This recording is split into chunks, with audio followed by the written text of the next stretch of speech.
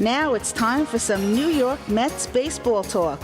Here's Gary Mack bringing you the latest news and analysis from Mets Nation and the world of baseball on another edition of Mets Musings. And hello and welcome to episode number 311 of Mets Musings.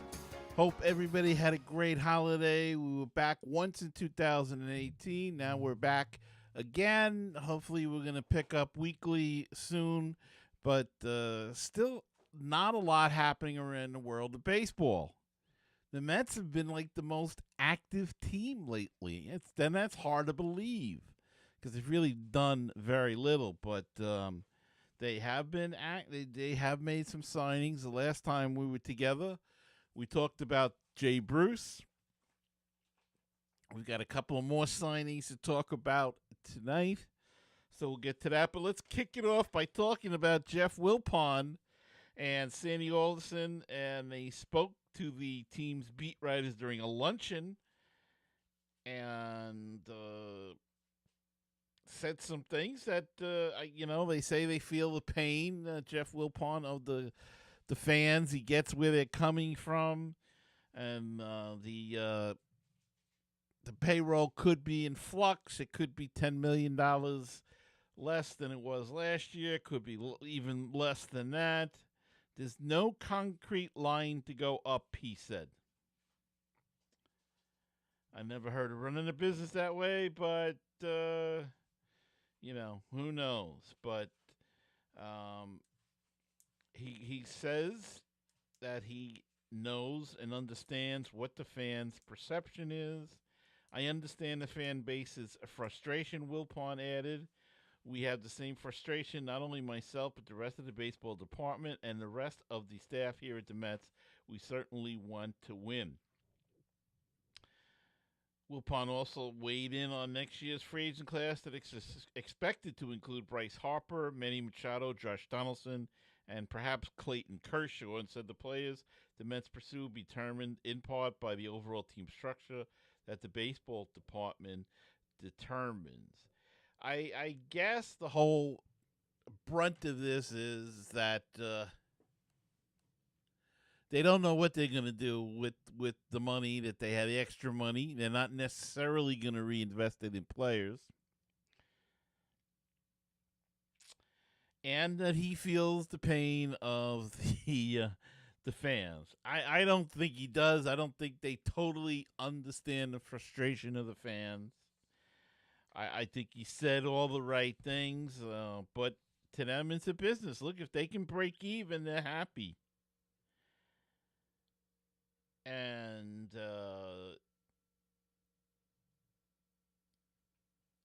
that's it. I mean, that's the bottom line. And you can fault them, but they look at everything differently than the fan does. We as fans, we want to win, and we want to have all the best players on our team, and they just don't see it that way.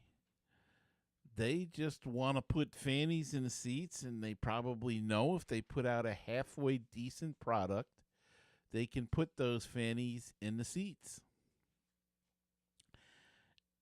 And that's why sometimes there's not that big push. Now, the philosophy that they're using to wait and see what happens with these free agents philosophy seems to have caught on around baseball because very few signings. I mean, some of the top free agents are still out there available. Moustakas, Hosmer, Frazier, they're still out there.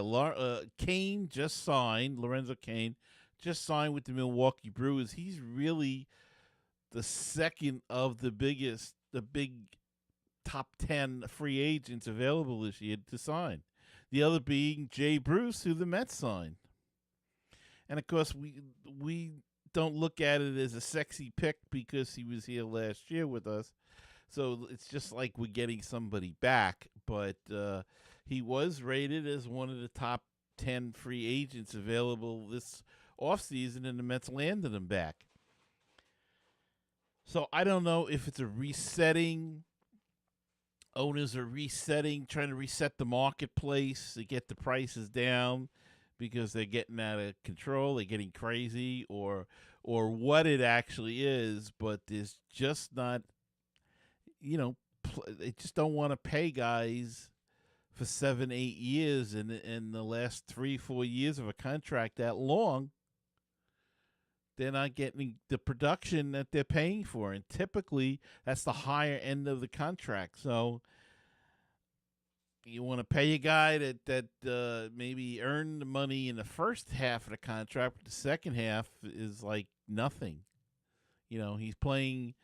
You're paying him an exorbitant amount of money. He's not producing enough. So a lot of shorter contracts, and certain agents and certain players are gonna hold out, and it'll be interesting to see over the next couple of weeks what occurs. Because Scott Boras, the agent, is well known for keeping his guys out. And if you ask me, he screwed a couple of them big time.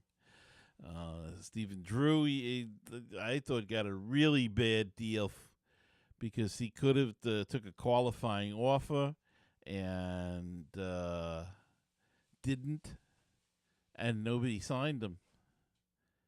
And he lost all of that time, lost the money, and eventually signed in, I don't know, June or something for a lot less than he could have made, and never made that money back. So it's something to consider there, friends. Boras likes to get the top dollar for everybody, and he's the top agent in the game right now. So a lot of teams are getting to the point where they do not want to bother with him. So we'll see how all of that's going to play out as we move along. But other signings,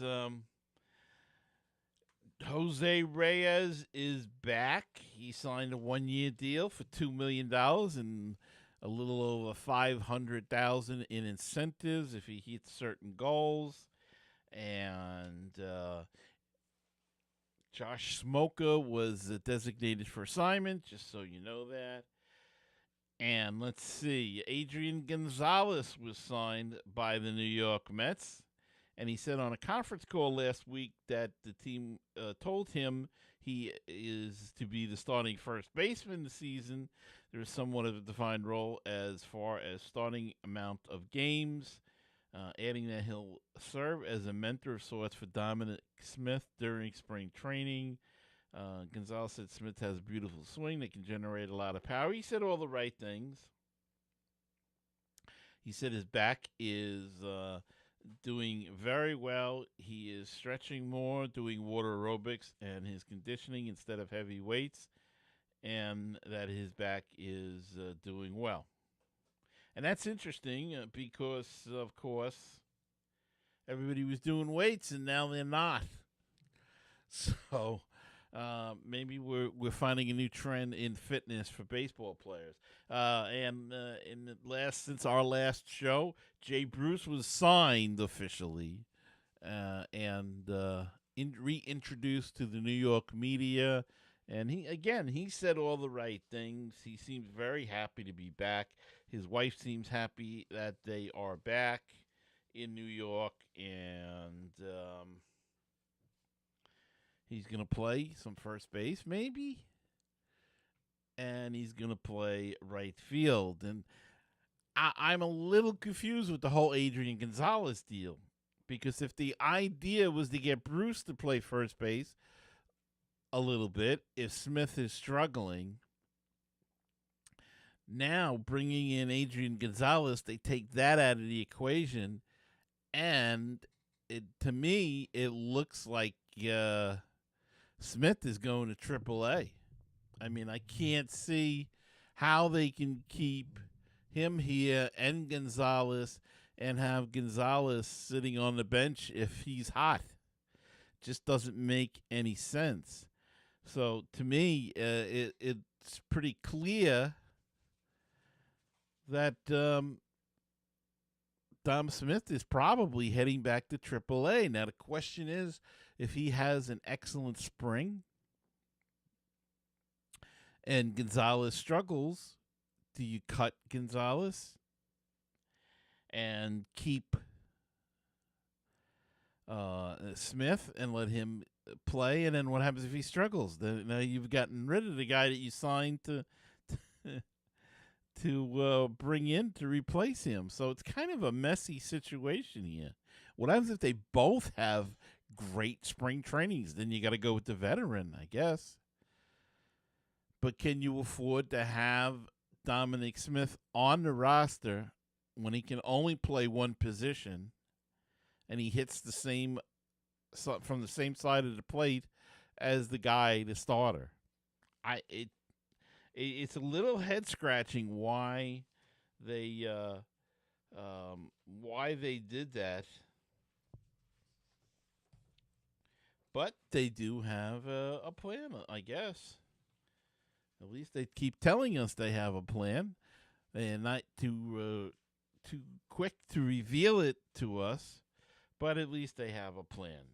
The Mets have avoided arbitration with 8 eligible players, agreeing to 2018 contract with Jacob deGrom, Travis d'Arnaud, Jeurys Familia, Wilmer Flores, Matt Harvey, A.J. Ramos, Hansel Robles, and Noah Syndergaard. The lone holdout is right-hander Zach Wheeler, with whom the club has exchanged arbitration figures. Wheeler is seeking $1.9 million and was offered $1.5 million. The two sides can continue to negotiate, but if they are unable to find common ground, arbiters will begin holding hearings on January 29th.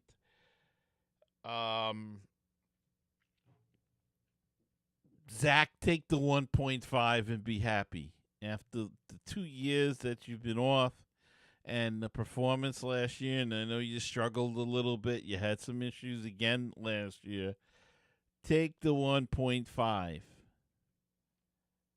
It's only $400,000 to go through all of this arbitration nonsense is crazy for that amount of money. So take the money and run, and hope that your arm comes back, and then you can demand a lot more somewhere down the road.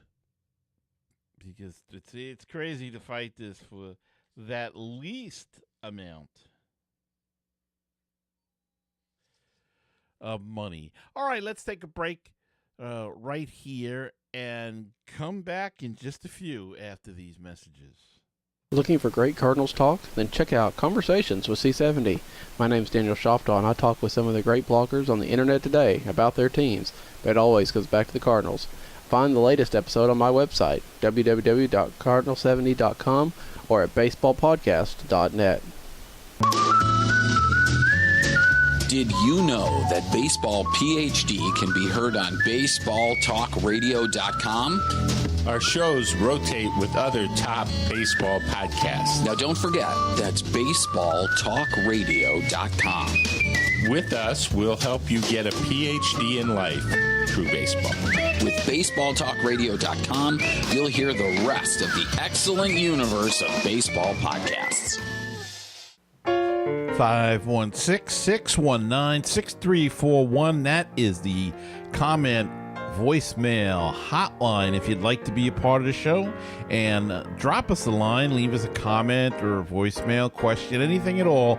Call that number, 516-619-6341, or go to MetsMusings.com and click on that widget in the middle of the screen, and that's a speak pipe, and you can leave a voicemail right through your computer through your computer's microphone. Or if you prefer to do things the old-fashioned way, send us an email at metsmusings@gmail.com. The Facebook page is facebook.com/groups/MetsMusings, and the Twitter handle is at MetsMusings1.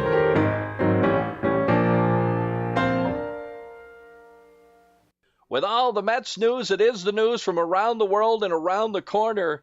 Here's Gary Mack. Okay, a little blurb about Michael Conforto. He is doing nicely in his recovery. No setbacks, according to Scrappy Sandy.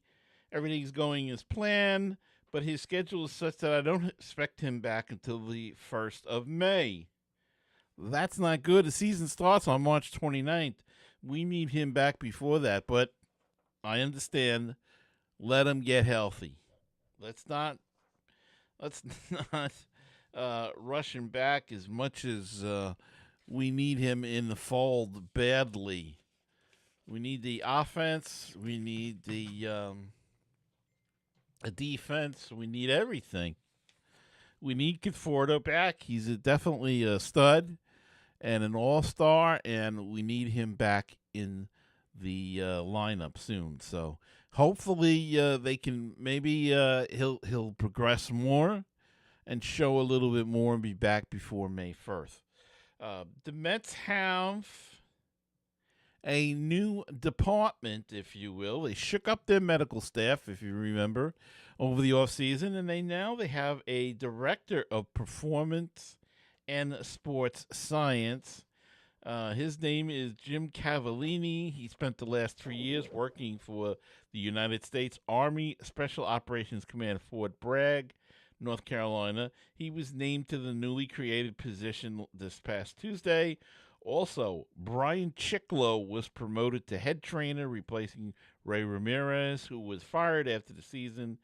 Chiclo was previously the assistant trainer, and Joseph Golia is the new assistant trainer. Cavallini will oversee athletic training functions, physical therapy, mental skills, strength and conditioning, nutrients, and sleep management, according to General Manager Scrappy Sandy Alderson.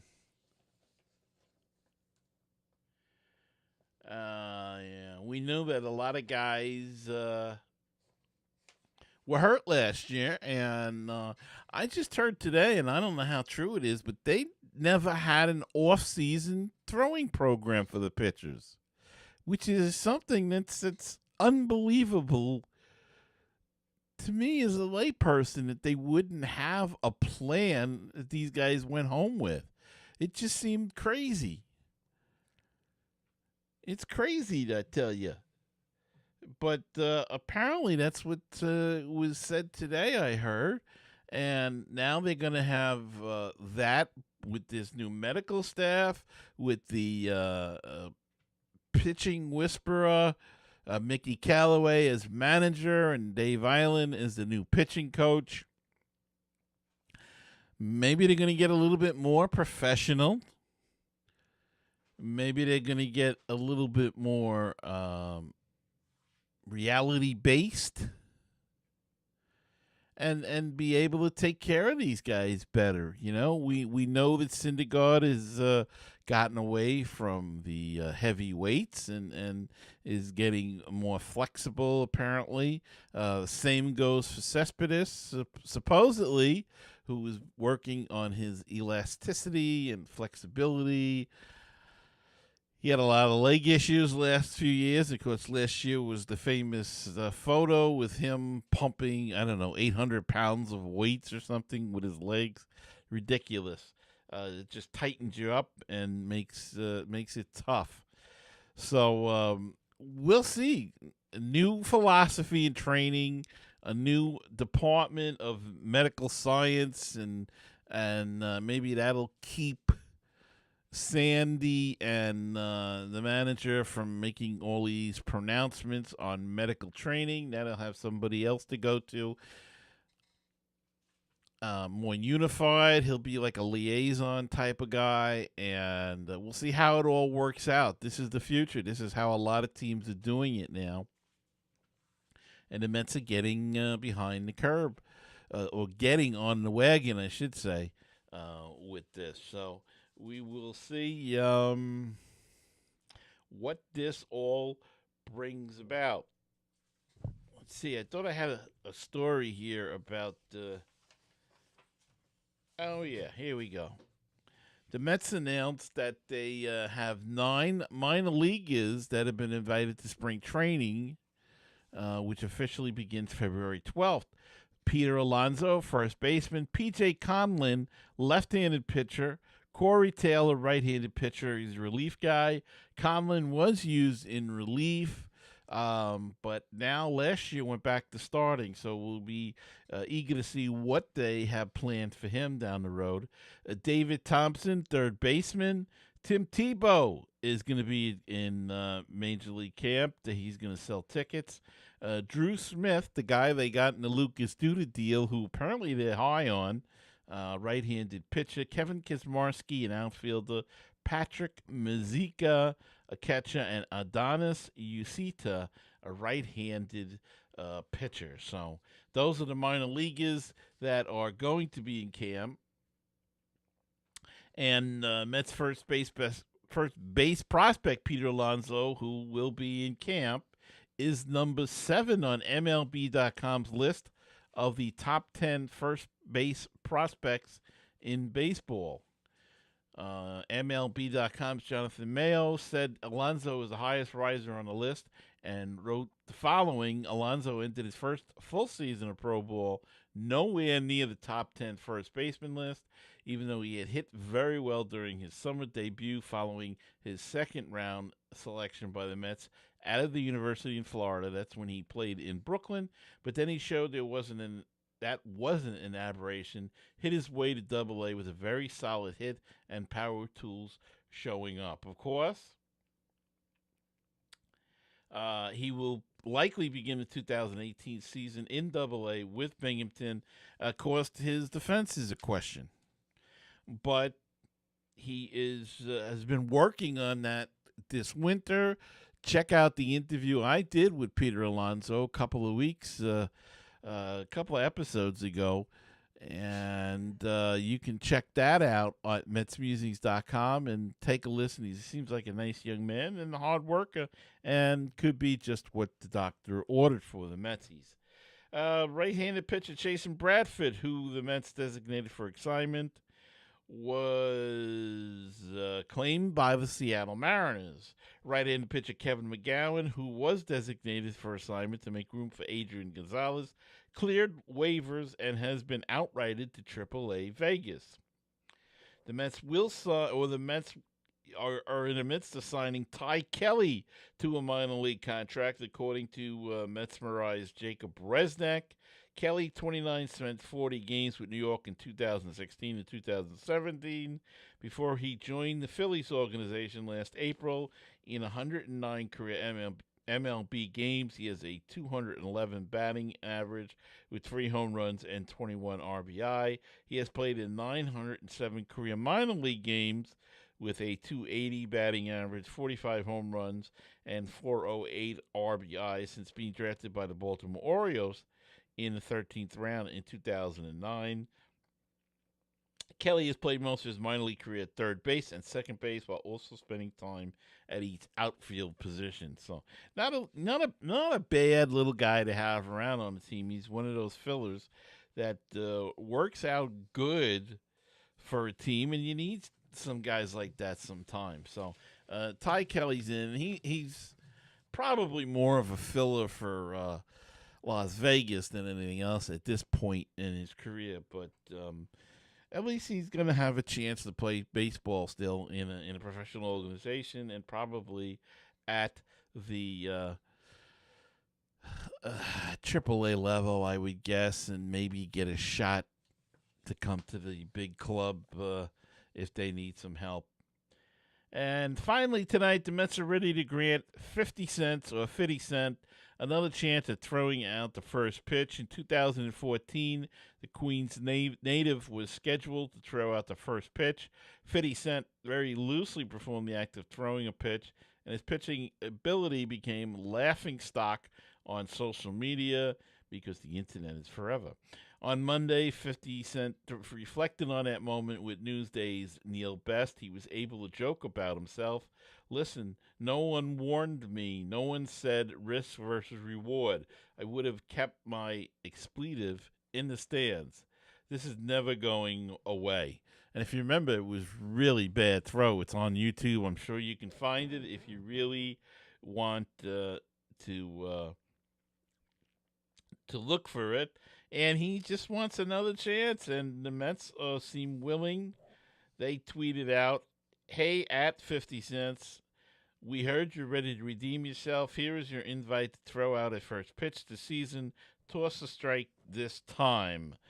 So 50 cent, 50 cent, whatever, however you say it, however the kids say it nowadays, is going to have a second shot at throwing out the first pitch. And I hope this time he gets it near home plate and doesn't bean anybody in the stands. But it's a good thing they're extending the netting, because with him, you never know where the ball's going to go. All right, that's going to wrap it up for this week's show. Hopefully, there'll be enough news to put together a show for next week, and we will try to do that and be back at our regular Thursday night spot, and we'll try to iron out this so we can go live video. But until then, until next time, remember to keep the faith, stay optimistic, and let's go